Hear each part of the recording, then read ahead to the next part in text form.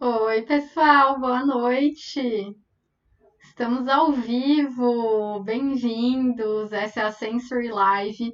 Na Sensory Live eu falo dos assuntos que estão em alta na sensorial, falo sobre o papel da sensorial dentro das empresas e tiro dúvidas ao vivo, o que é o caso hoje.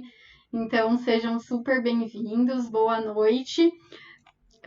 Queria lembrar vocês também que tem conteúdo novo aqui no canal toda terça e quinta, então fiquem ligados e vamos começar a nossa Sensor Live de hoje. A live de hoje ela é especial porque ela é um perguntas e respostas sobre a nossa aula de ontem do projeto 2021 Análise Sensorial Aplicada. Eu espero que vocês já tenham assistido a aula de ontem. Eu selecionei algumas dúvidas que chegaram para a gente falar sobre elas ao vivo. E se vocês tiverem alguma dúvida também, pode ir mandando. Eu tô ligada aqui no chat do YouTube e tô ligada no chat do Facebook. Então podem ficar à vontade, tá? Para mandar as dúvidas de vocês também conforme forem aparecendo. Então, bora lá começar. Bom, eu tenho aqui. Queria também deixar um recado para quem ainda não. Eu espero que vocês já tenham assistido a aula 1, porque amanhã sai a aula 2 às 20h19. Mas se vocês ainda não assistiram, dá tempo, tá, gente? É só ir lá no link da bio. Para quem ainda não se inscreveu, se inscreve e já cai direto nas aulas. E para quem já se inscreveu, vocês receberam um e-mail com o link. E aí é só acessar ali que dá para assistir já a aula 1. E qualquer dúvida é só entrar em contato por e-mail ou por direct com a gente e a gente ajuda vocês nisso, tá bom? Só não fiquem sem aula, né? Então, boa noite para quem está chegando agora. Vamos começar a tirar nossas dúvidas. A primeira que eu selecionei aqui que aliás é da doutora Ali, que acabou de chegar. Vamos lá. Parabéns pela aula. Eu estou acostumada com os testes, mas em projetos na universidade. E na universidade temos o comitê de ética. Qual o trâmite para fazer um teste de aceitação prestando consultoria? Gente, essa é uma questão que realmente aparece bastante por aqui, porque são contextos um pouquinho diferentes, né? Quando a gente está na universidade e quando a gente está numa indústria. Vou falar um pouquinho de como funciona esse processo do comitê de ética. Então, quando a gente está na universidade, especialmente, a maioria das universidades exige que os projetos eles sejam passados pelo Comitê de Ética em Pesquisa. Esse Comitê de Ética em Pesquisa, ele é um comitê que avalia todas as pesquisas feitas com seres humanos, que envolvam seres humanos, né? Focado, é claro, para pesquisa clínica, principalmente, mas pesquisa sensorial também é exigido nas universidades que passe pelo Comitê de Ética e seja aprovado para que o projeto possa acontecer e depois a pessoa possa defender, senão ela nem consegue defender seu mestrado, doutorado, não consegue se formar, enfim. Então, para a universidade é praticamente obrigatório. Se você aplica análise sensorial na universidade, presta atenção se a sua universidade exige, porque depois você não vai conseguir finalizar seu curso, tá? Só que esse processo de comitê de ética, ele é um pouco longo. Cada instituição ou cada região costuma ter o seu comitê de ética em pesquisa e tem também umas instâncias superiores, né, até chegar à instância nacional. E o processo, em geral, os projetos mais simples acabam sendo aprovados ali mesmo nas instâncias locais, mas pode subir para o nacional também. E o processo leva, pelo menos quando eu passei pelo comitê de ética, levou em torno de um mês e foi rápido para os padrões do comitê de ética. Então, assim, um mês para quem está dentro de uma indústria, para quem está fazendo um projeto numa indústria, é tempo demais. Você imagina, você desenvolve seu produto e aí você vai ter que esperar um mês para testar o seu produto para passar o projeto pelo comitê de ética, né? E aí, o que muitas empresas fazem? A maioria das empresas que eu conheço não passa os projetos de análise sensorial pelo Comitê de Ética em Pesquisa, porque eles seguem as recomendações da ESOMAR. A ESOMAR é a Associação Europeia das Instituições de Pesquisa de Mercado e Pesquisa de Opinião e Marketing. Até anotei o nome dela aqui, é Sociedade Europeia de Pesquisa de Opinião e Marketing, ESOMAR. Então, eles seguem essas normas da ESOMAR.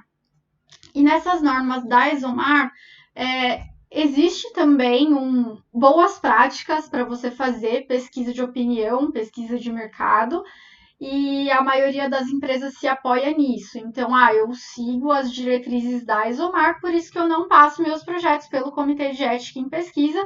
E ok, eu nunca vi ter nenhum problema nesse sentido, tá, gente? O que vocês têm que se certificar de qualquer forma é de que vocês estão dando para as pessoas, especialmente... Bom, não tem como a pessoa não entrar em contato com o que a gente está avaliando em geral, né? A gente vai pegar, a gente vai passar na pele, a gente vai comer. Então, vocês têm que sempre se certificar de estarem dando para as pessoas algo que já é comprovadamente seguro para o consumo. A gente não pode colocar ninguém em risco. Se isso acontecer, né, de você colocar alguém em risco, acontecer algum problema com uma pessoa, aí pode ser que você tenha alguma questão relacionada a isso. Se não, se você servir só produtos seguros para a pessoa e se você se certificar antes que ela não tenha nenhuma alergia, nenhuma intolerância àquele produto, provavelmente não vai ter problema nenhum em você seguir com as diretrizes da ESOMAR, tá? O que eu vejo que muitas empresas fazem também é passar projeto pelo CEP só quando o estudo vai ser com uma população mais vulnerável. O que é uma população mais vulnerável? Eu vou testar um produto com idosos, eu vou testar um produto com grávidas, com mães que amamentam, eu vou testar um produto com gestantes. Então, é uma população que está numa situação mais delicada. Então, em geral, tem empresa que prefere passar esse tipo de projeto pelo CEP, tá bom? Então, gente, era isso, tá bom? Boa noite para quem chegou depois. Queria dar uma boa noite para Carolina também, que deixou um comentário aqui agora. Carolina, super obrigada, adorei seu comentário aqui. Ela falou que está adorando o conteúdo e a dinâmica para passar os conhecimentos e que está aprendendo muito. Eu fico muito feliz. Esse é o objetivo do projeto 2021. Olha, ela vai começar um estágio na área sensorial mês que vem. Que legal, Carolina. Muito sucesso para você. Doutora Ali respondeu, então? Qualquer dúvida, estamos aí, tá bom? Vamos para a nossa dúvida 2. A nossa dúvida 2, ela surgiu lá nos comentários, né, do projeto 2021 e eu resolvi trazer aqui para reforçar a dica, porque eu não sei se todo mundo viu. Então, vim até aqui para pegar. A pergunta é de sugestão de algum material teórico. Gente, sugestão que eu tenho, em português tem muito pouco material, então o livro que eu recomendo é esse aqui. Ele é da Silvia. A Silvia é uma pessoa que já está na área de sensorial aí há muitos e muitos anos, uma das pioneiras assim da área. E ela tem esse livro, olha só, é muito conteúdo. E ele é muito bom, ele é bem explicadinho, ele é em português. Então, se alguém quiser alguma referência para estudar, é super fácil de encontrar. Se você digitar análise sensorial de alimentos no Google, você vai encontrar. E ele tem um preço bem bom. Eu não me lembro agora quanto que tá, mas o preço é bem razoável, especialmente se você for comparar com o preço dos livros internacionais. Os livros em inglês, eles chegam a custar até 500, tem livro de R$800. E esse, se eu não me engano, ele tá em torno de 100, alguma coisa por aí, tá bom, gente? Ele é bem legal mesmo. Então, fica aí a dica de referência bibliográfica para vocês estudarem. E vamos à nossa próxima pergunta.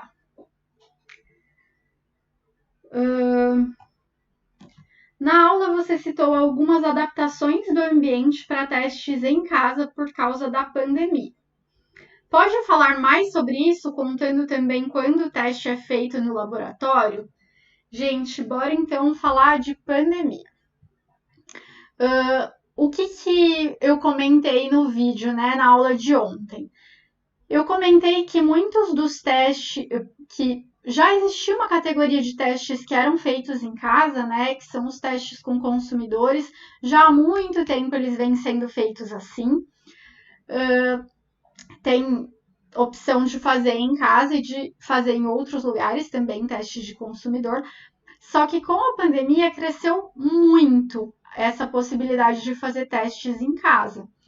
E além dos testes com consumidores, que já eram usualmente feitos,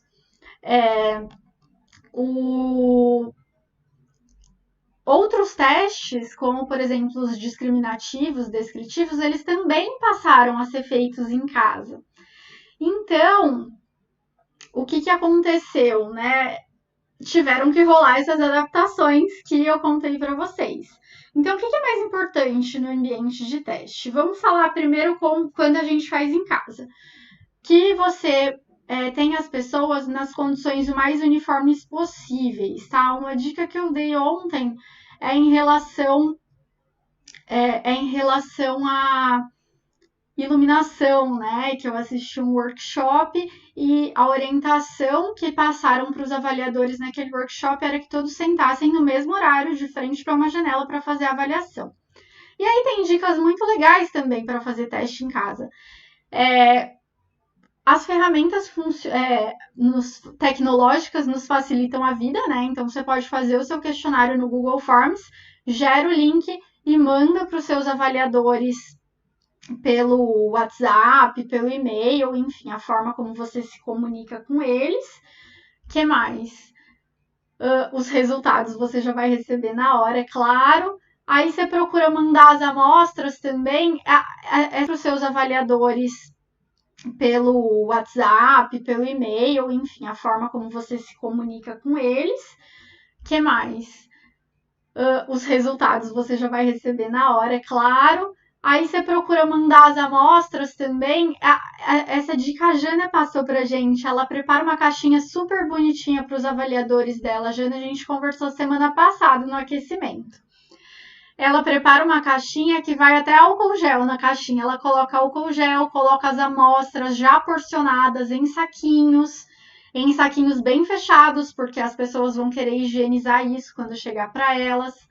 Ela manda biscoito para as pessoas consumir, no caso de testes com alimentos. Ela só não manda água, ela falou. Se for precisar de alguma ferramenta, né, guardanapo e tal, você não pode supor que as pessoas têm em casa, né? Você tem que levar mesmo. Então, gente, é essa a dica, né, dos testes em casa. E quando você vai fazer no laboratório? Alguns lugares já voltaram a fazer testes em laboratório, tá? Alguns institutos também já voltaram, mas com todos os cuidados que a gente já conhece. Então, gente, provavelmente as sessões vão precisar ser marcadas com maior espaço entre elas, né? Porque você vai ter que fazer uma higienização muito bem feita entre um avaliador e outro. Álcool, não vai limpar a cabine com nada que tenha cheiro, por favor, para não atrapalhar a avaliação das suas amostras.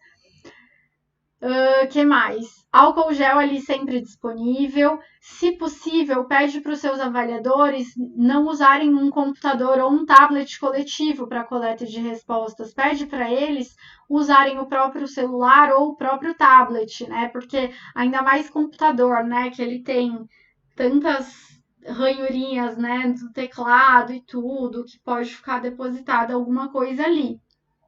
Ou então você forra seus equipamentos todos com filme plástico e entre um avaliador e outro fica mais fácil você limpar com álcool, né? Então tem essa opção também.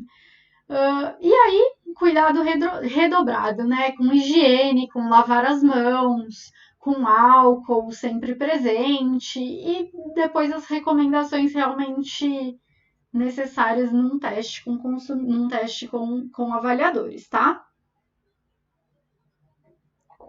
E aí, gente, antes da gente passar para a nossa próxima pergunta, deixa eu responder aqui a Carolina.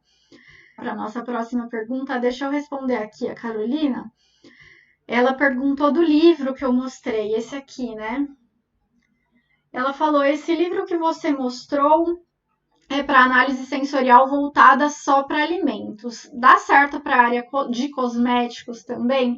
Essa é uma excelente pergunta, Carolina, porque a gente tem muita dificuldade realmente de encontrar conteúdos de análise sensorial voltados especialmente para cosméticos. Mas não tem muito problema, porque as metodologias sensoriais que a gente usa para cosméticos e que a gente usa para alimentos são basicamente as mesmas. O que muda de cosméticos para alimentos ou para qualquer outro produto que você for trabalhar? Muda a forma como você vai porcionar esse produto, a forma como você vai apresentar para os seus avaliadores esse produto, a forma como você vai servir, a forma como eles vão avaliar, né? Porque um cosmético, por exemplo, eles vão cheirar, eles vão passar na pele, enquanto que um alimento eles vão cheirar, vão apertar, imagina se for um pãozinho, vão poder apertar, vão comer. Então muda basicamente isso. E aí, para cosméticos, tem também algumas metodologias mais específicas, né? Como, por exemplo, de blooming, de algumas avaliações de fragrância também. Então, para essas avaliações específicas de cosméticos, você encontra nas ISOs, né? ISO, a STM costumam ter essas metodologias mais específicas. Mas as que você mais vai usar no dia a dia, as mais tradicionais, estão nesse livro e valem para qualquer categoria, tá bom, gente? E o que mais que eu queria falar sobre isso? Não, acho que era isso. Então, tá valendo para qualquer categoria que você for. Eu ia contar que a análise sensorial nasceu na área de alimentos. É por isso que a gente encontra mais conteúdo de alimentos do que de outros produtos. Para quem não sabe, é uma curiosidade legal que eu gostei de saber, né? Tem um vídeo no canal, depois busca no IGTV ou mesmo no YouTube, tem um vídeo sobre o início da ciência sensorial que eu gostei muito de fazer, foi meu vídeo preferido até hoje, porque tem um monte de mulher poderosíssima arrasando no início dessa ciência. Foi uma ciência muito movida por mulheres e que continua, né? É uma área que a mulherada domina hoje em dia, mas tem espaço para os homens também, gente, não se sintam discriminados. E conta todo esse início da ciência sensorial. Então, é interessante ver lá, e começou realmente na área de alimentos e faz muito menos tempo que ela é aplicada em outras categorias. Então, é por isso que a maioria do material é para alimentos. Bora passar para a nossa próxima perguntinha? A nossa próxima. Aqui. A nossa próxima também era sobre a pandemia, né?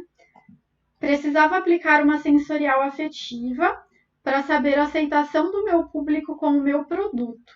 Porém, nessa pandemia, encontrei um bloqueio em como realizar uma análise sensorial à distância, como proceder. Então, a resposta para essa pergunta é a mesma, basicamente, né, do que a pergunta anterior. E eu queria dar uma dica adicional, né? Você falou que seu teste é afetivo, você vai estar trabalhando com consumidores. Os consumidores, em geral, eles não estão muito habituados a fazer avaliação sensorial, alguns nunca fizeram. Então, procura dar instruções muito bem detalhadas e mandar as amostras já prontas para consumo, que não vá dificultar muito ali, que não exija muito preparo deles, porque pode ser que eles se confundam, que fique um pouco difícil para eles realizarem o teste da maneira como você espera, tá? Então, tenha um cuidado maior, gaste tempo com isso, explicando muito bem para os seus avaliadores como que eles devem fazer esse teste e qual o que você espera deles, tá bom? Vamos passar para a nossa próxima pergunta? Essa eu achei muito interessante, gente. Também apareceu lá nos comentários do projeto 2021. A análise sensorial ela pode ser aplicada para P&D de todos os segmentos, exemplo, construção, agronegócio, mineração. E essa é uma pergunta muito interessante, porque ela dá para a gente uma dimensão de até onde a sensorial pode ir, né? E o que você pode avaliar por análise sensorial? Você pode avaliar basicamente qualquer produto que você entre em contato com os seus órgãos dos sentidos e que essas características sensoriais dos produtos vão ser um fator interessante, um fator relevante para a escolha e compra dos seus consumidores. E aí você consegue aplicar a análise sensorial e ter até uma vantagem competitiva aí. E aí, exemplos, né? Ela colocar aqui, por exemplo, construção, agronegócio. Gente, eu já fiz teste de tinta de parede, por exemplo. Aí vocês vão me perguntar, né? Mas, Tati, o que você avaliou tinta de parede? Por quê? Sabe aquelas. Eu não sei se vocês já observaram as latas de tinta, na embalagem delas vem escrito assim, em algumas delas, né? Sem cheiro após 2 horas, sem cheiro após 4 horas. Sabe como que eles conseguem suportar essa alegação sensorial? Justamente por análise sensorial. Eles comprovam essa alegação fazendo um painel treinado. Então, é um painel treinado para intensidade de fragrância, intensidade de cheiros. E aí esses painelistas treinados, eles vão em uma sala que tem dimensões, características específicas. Eles sentem o cheiro dessa sala logo após a aplicação da tinta e depois, de hora em hora, né, ou de 2 em 2 horas, até que esse cheiro diminui ao máximo para eles poderem considerar que a sala está sem cheiro. Então, é assim que se comprova esse tipo de alegação. E também já fiz teste, era teste de consumidor, perguntando sobre o acabamento da tinta. Então, era avaliação visual. Fiz os dois. A Magda está citando aqui eletrodomésticos. Você já fez, Magda, teste com eletrodomésticos? Enquanto você responde, eu vou dar outro exemplo que é do agronegócio, que ela perguntou. Eu estudei no Centro de Ciências Agrárias da UFSCar, né? Ele é um campus da UFSCar bem focado para o agronegócio mesmo, para questões relacionadas a essa parte mais vegetal.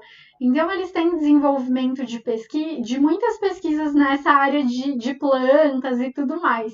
E eu estou contando isso para dar justamente esse exemplo, porque minha professora da graduação de análise sensorial, o grupo de pesquisa dela, eles fizeram recentemente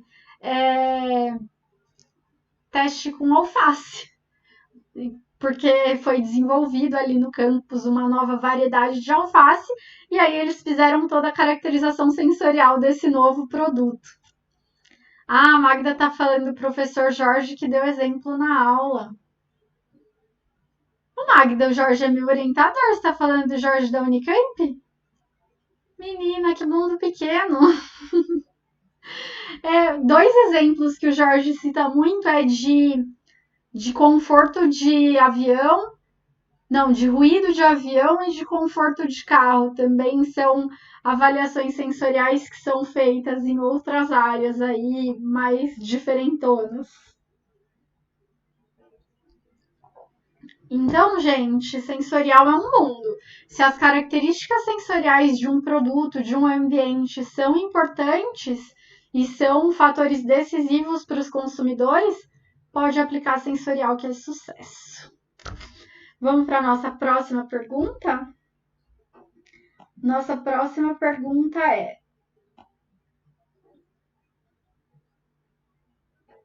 O que eu posso responder quando dizem que a análise sensorial é subjetiva?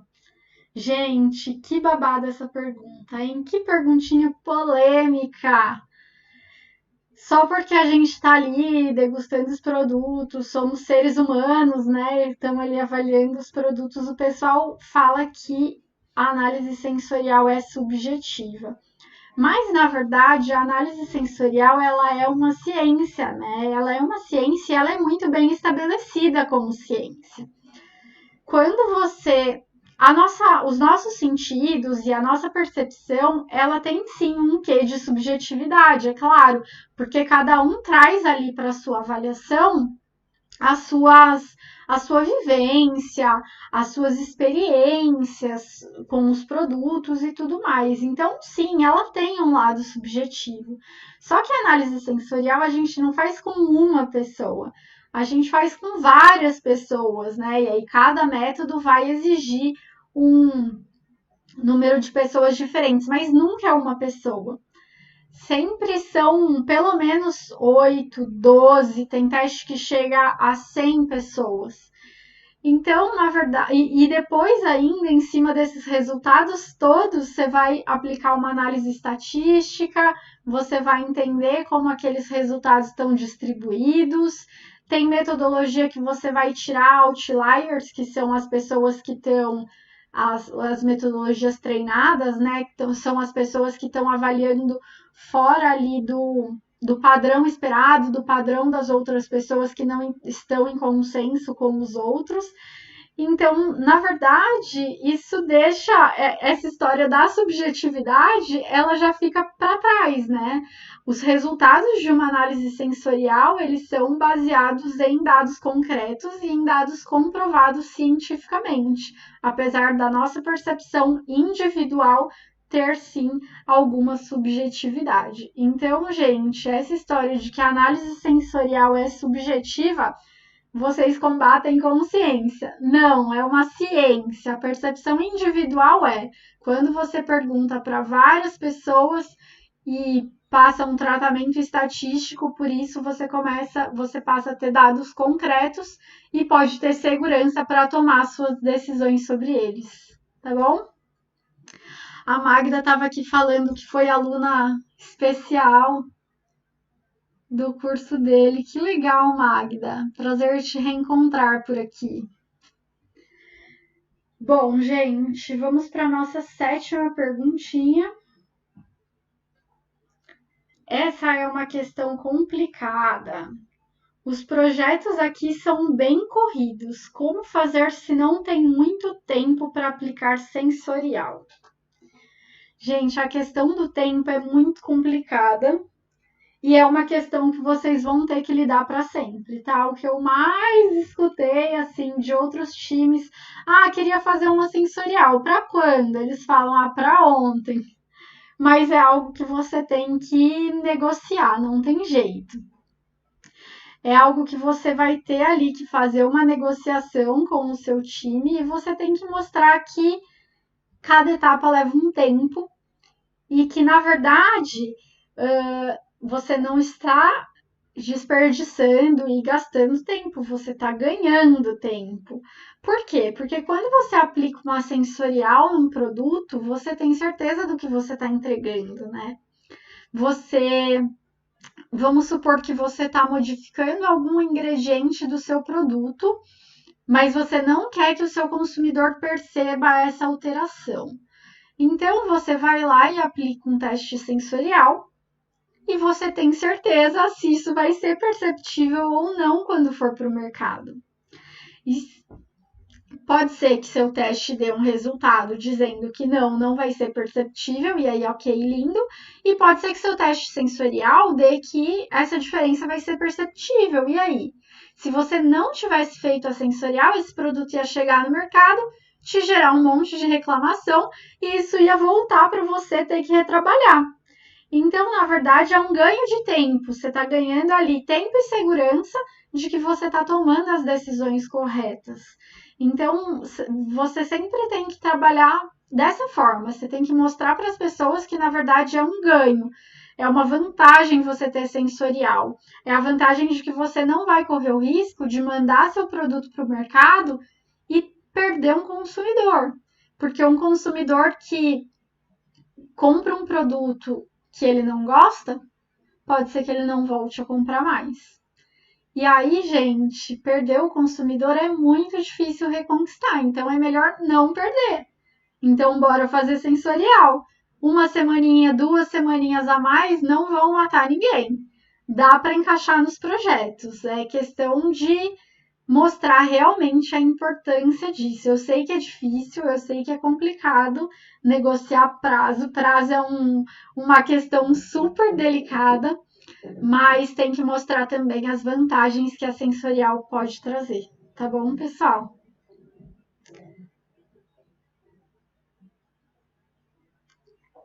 Vamos para a nossa 8ª pergunta.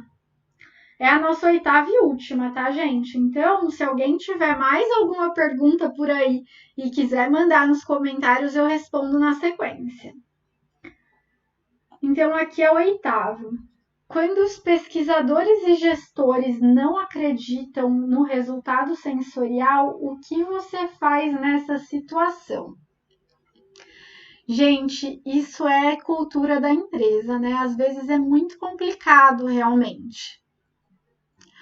Porque se a empresa tem essa cultura de achar que sensorial é subjetivo, que sensorial é perda de tempo, é muito difícil realmente que eles acreditem que o resultado da sensorial vai trazer alguma coisa, né? Então, é uma mudança e é uma mudança que leva tempo. Então, tem que ter paciência e tem que ir plantando a sementinha, sabe? Então, com muita paciência, vocês vão primeiro mostrando que a sensorial é uma ciência, dá para mostrar outras empresas que usam sensorial, porque aí você mostrando as outras empresas que usam sensorial, né, especialmente se tem algum concorrente que use e tudo mais, aí eles já vão abrir o olho, vão falar, olha, nosso concorrente está usando, será que a gente não vai ficar para trás? Dá para falar também, isso é assim, as maiores empresas do mundo de todos de alimentos, de cosméticos, de produtos para casa, elas usam sensorial. Eu não posso falar nomes aqui por questão de confidencialidade e tudo mais, né? Mas as maiores usam sensorial com certeza e são uma referência e são uma sugestão para falar, ó, essa empresa, essa, aquela tem sensorial. E aí, a gente não vai fazer, a gente vai ficar para trás, a gente vai perder espaço no mercado. Então, é mostrando um pouco disso.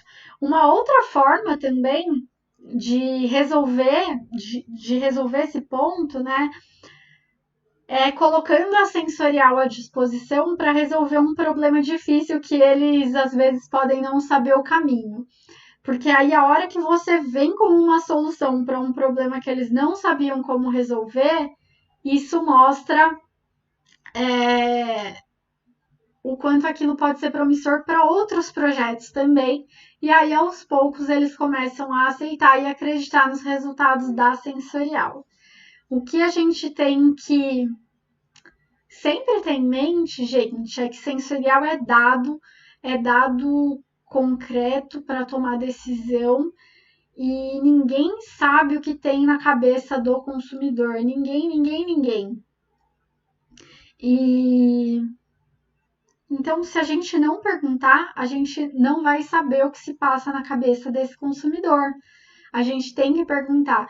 O gestor não sabe, o diretor não sabe, o dono da empresa não sabe, ninguém sabe. A gente só sabe se a gente perguntar. Então, por isso que a sensorial é tão importante assim.